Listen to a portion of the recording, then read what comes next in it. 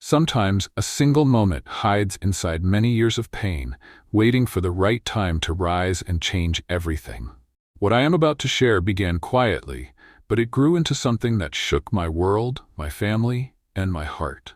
Before you continue, please comment where you are watching or reading from.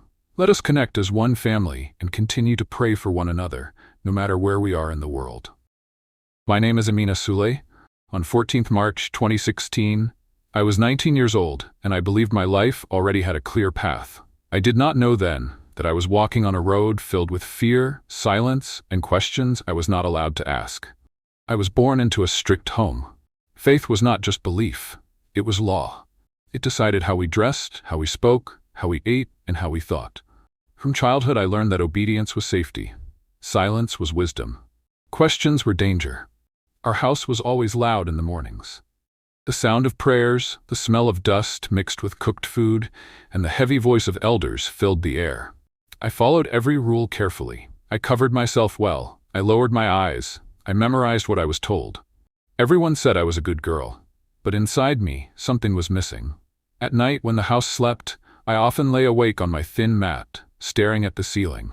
My heart felt heavy, like it was carrying a secret I did not understand.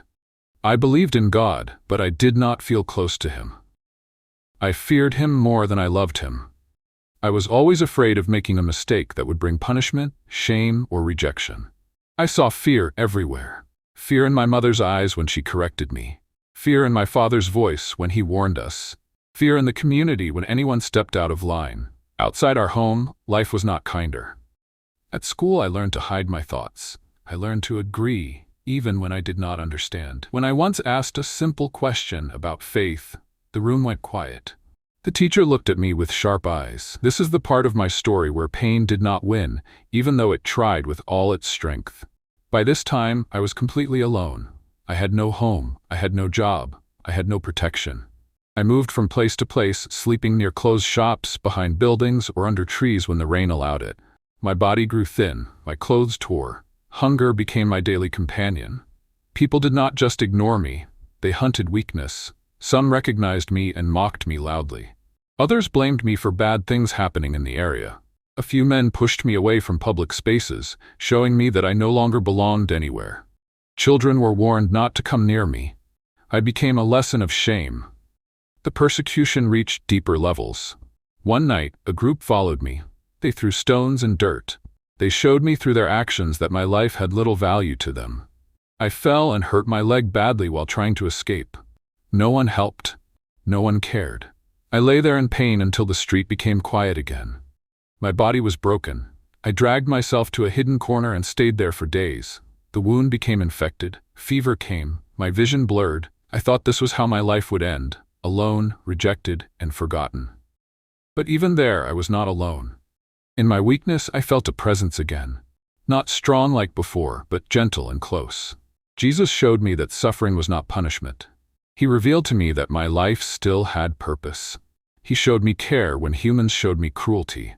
Slowly healing came. The fever left, the wound closed, strength returned, step by step. I knew this healing was not normal. I knew it was mercy. I knew it was love.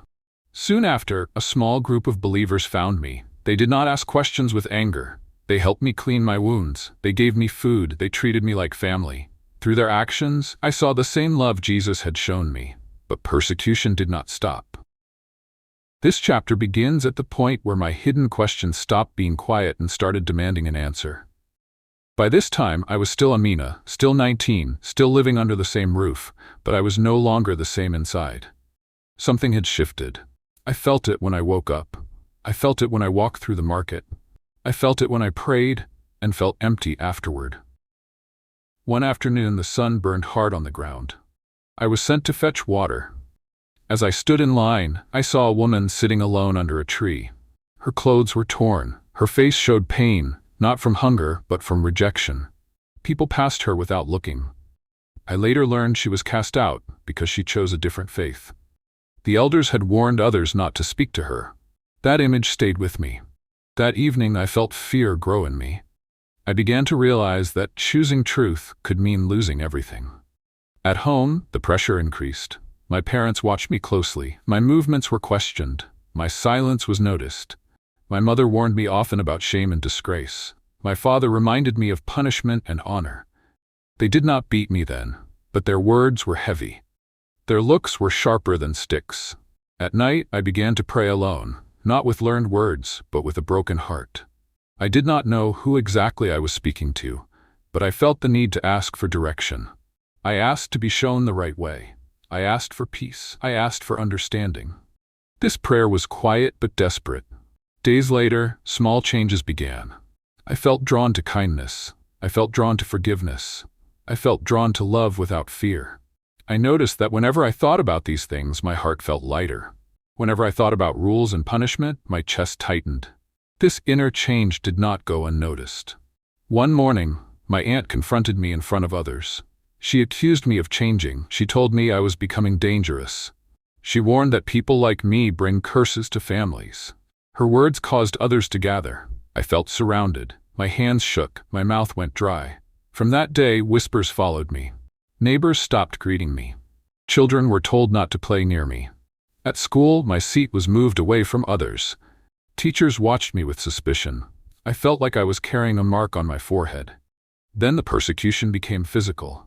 One night, after evening prayers, my father called me aside.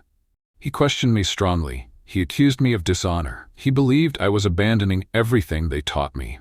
When I did not deny my inner struggle, his anger grew. He struck me, not once, not twice. I fell to the floor. My body hurt, but my heart hurt more. I was locked inside my room for days. Food was pushed through the door. Water was limited. No one spoke kindly to me. I heard family members discussing what should be done to correct me. Some suggested stronger punishment. Some suggested sending me away. Some suggested worse things that made my blood run cold. I cried quietly at night. I felt alone in the world. But in that pain, something strange happened. Instead of hating them, I felt sorrow for them. Instead of anger, I felt compassion. I did not understand why, but my heart refused to grow hard. I felt guided toward love even while being crushed by cruelty. After I was released, my life became a test. I was forced to fast longer. I was made to do hard chores. I was watched constantly. Any small mistake brought punishment, sometimes insults, sometimes slaps, sometimes being denied food. Once, while walking to the market, a group of boys followed me. They called me names. They threw stones. One stone hit my back. I fell, but I stood up and kept walking. No one helped me. People watched and turned away. That was when I truly understood persecution. It was not only pain, it was isolation. It was rejection. It was being treated as dead while still breathing. Many nights, I wanted to give up. I wanted to pretend again. I wanted safety. But something inside me would not allow it. I felt that turning back would destroy me more than the suffering itself. During one of my quiet prayers, I felt guided again. I felt shown that the path of truth is narrow and costly. I felt revealed to me that love often brings pain before peace. I felt assured that I was not abandoned, even though the world around me treated me as worthless. This chapter of my life was filled with tears, bruises, hunger, fear, and loneliness. But it was also the chapter where my heart learned to cry honestly. And that cry would soon lead me to an encounter that changed everything. Some encounters do not come with noise or light, but when they happen, the heart knows it will never return to what it used to be. What I am about to share happened when I was at my weakest, and that is why it changed me forever. By this time, I was tired in every way. My body was weak from stress and lack of food. My mind was heavy from fear. My heart felt like it had been pressed again and again until it almost stopped hoping. The persecution did not stop. It only changed shape. At home, I was treated like a stranger. My mother avoided my eyes. My father spoke to me only when giving orders. My siblings were warned not to listen to me. Sometimes, my plate was kept empty until everyone else finished eating. Other times, I was sent out of the house late at night as punishment, told to think about my stubbornness. One night, rain fell heavily. The ground was cold. I sat outside under the roof edge, hugging my knees. My clothes were wet. My teeth shook. I felt small, unwanted, and forgotten. I wondered if my life still had value. In that moment, I prayed again. This prayer was not long. It was not strong. It was only a cry from a broken heart. I asked to be shown the way. I asked for truth that brings life, not fear. I asked for love that does not beat, curse, or reject. Then something happened. I did not see a face with my eyes, but my heart became calm. The fear that had lived inside me for months began to fade. I felt warmth, not from the weather but from within. I felt seen, I felt known, I felt accepted. I felt that someone was near me. I felt shown images in my heart. I saw compassion instead of punishment. I saw hands that healed instead of hurting. I saw a path where the weak were not crushed but lifted. I felt revealed to me that God was not distant or cruel, but close and full of mercy. I did not hear exact words, but I understood clearly. I felt shown that suffering was not proof of being wrong. I felt revealed that persecution often follows truth. I felt guided to understand that love sometimes allows pain, but never abandons the one who trusts. Tears fell from my eyes, but these were different tears. They were not from fear. They were from relief. For the first time in my life, I felt peace. That peace did not remove my problems, but it changed me inside. I stood up from the cold ground with a strength I did not have before. My body was still weak, but my heart was firm. The next days proved that the encounter was real. My behavior changed. I became calmer. I no longer reacted with anger. When insulted, I stayed quiet. When beaten, I did not curse. This confused those around me. They expected me to break, but instead, I became gentle. This made the persecution worse. My father accused me of being controlled by evil. My aunt suggested spiritual punishment. Elders were invited to our home. They prayed loudly around me. They pressed my head down. They shouted over me. They tried to force fear back into me. But it did not work. Inside me, the peace remained. One evening, after another harsh meeting, my father warned that if I continued on this path, I would be disowned.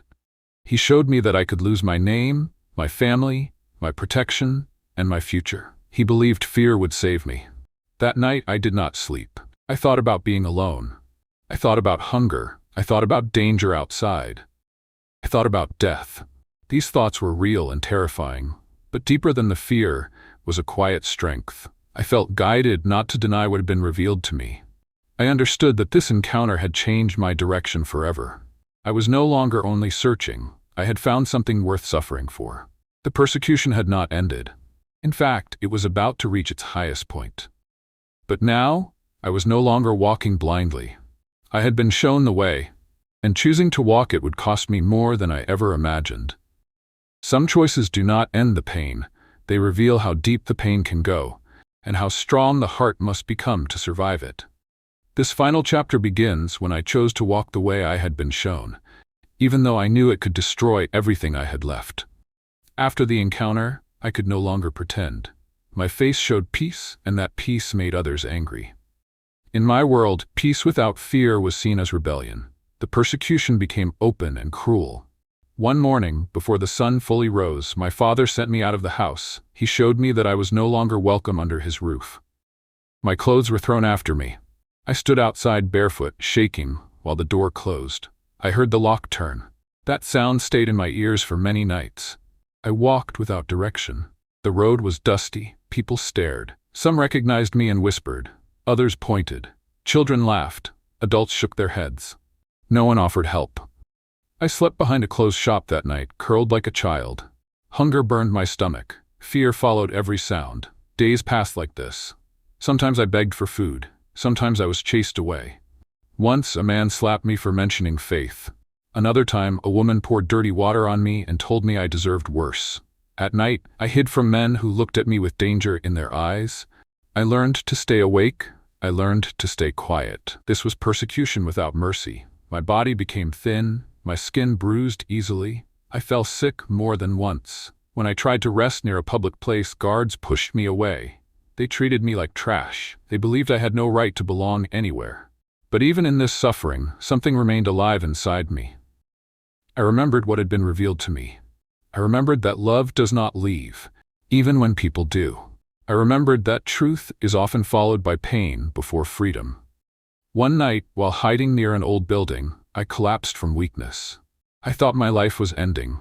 In that moment, I felt shown again that my suffering was seen. I felt revealed that I was not forgotten. I felt guided to hold on. Eventually, help came in a quiet way.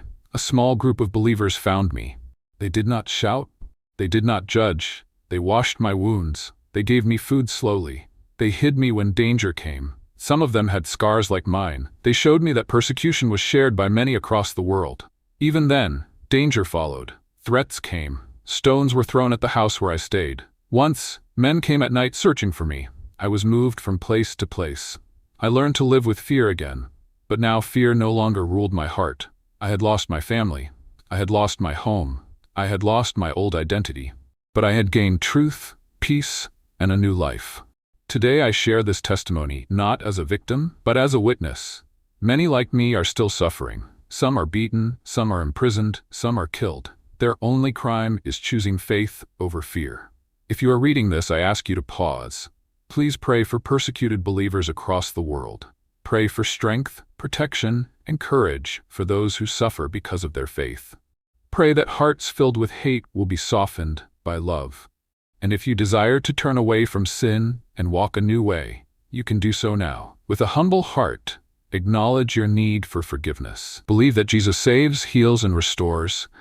Ask Him to lead your life, cleanse your heart, and make you new. Choose to walk in faith, love, and truth from this day forward. You are not alone. The way may be narrow, the cost may be high, but the love found on this path is worth everything.